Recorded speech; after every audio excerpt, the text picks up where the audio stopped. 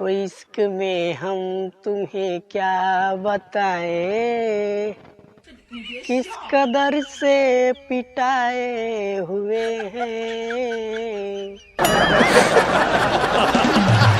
हम गए थे अपनी गर्लफ्रेंड से मिलने, लात जूता तो भरपूर खाए हुए हैं।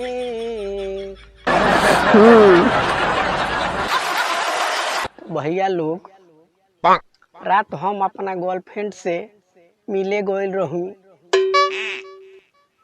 3 हाली 299 वाला रिचार्ज करवला के बाद उ मिले खातिर तैयार भई।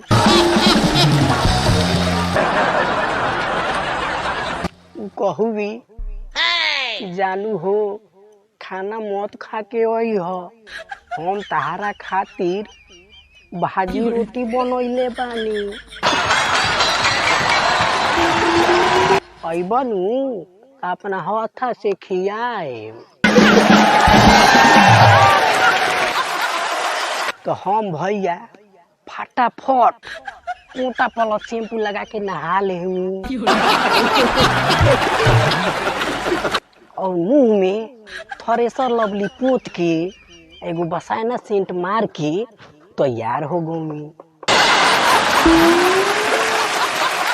एकदम खुशी से मिले चल गई। चारों ओर अंधेरा रहुए आ भूख भूख लाइट जरत रहुए। भूख भूख ऐसे कि हाफ लाइट रहुए, तो यही से बल्ब के खाली तारावा जरत रहुए।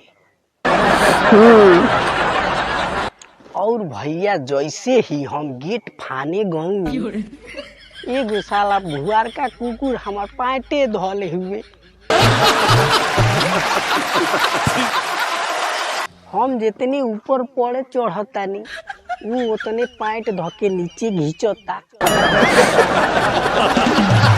अब तो हम डरा गए। हमारा तो डर हो गए कि रबड़ के पैंट हो, अगर बरियारे कुकुरा धके खींच देहल तो बाबूजी के दहेज नीलामे हो जाई।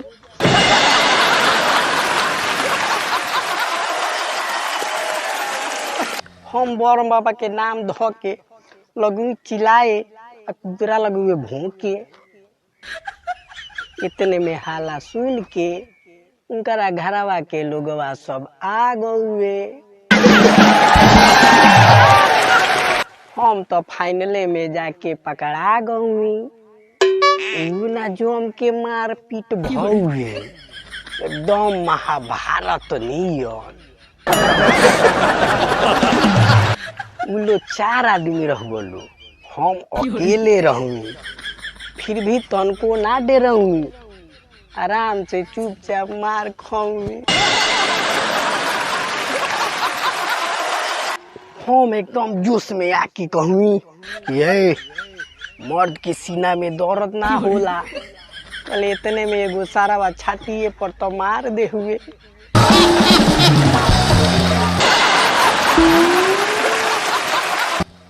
दूगो हड्डी फ्रैक्चर हो गइल बा। अभी एक सारा करा के ओइनी हो तो पता चलल हो। हम दोनों हाथ बरियारे धके जोड़ के गोड़ पर गिर गए कि भाई हो हमारा के छोड़ दलो, अब दोबारा ऐसा गलती ना होई। तब जाके छोड़वलो तो हमार जान बचुए। सुबेरे हमारा जान के फोन आउए तो हम कहूँ कि का हो भाजी रोटी खियावे के बोला के मार खिया देलू हो। अभी ले हमार सब इंजन दर्द करता। और जाते जाते उनकरा से हम कह देंगे रहे के बाब तो तोरा से दूर, अरे मरल सय कसन से भरपूर।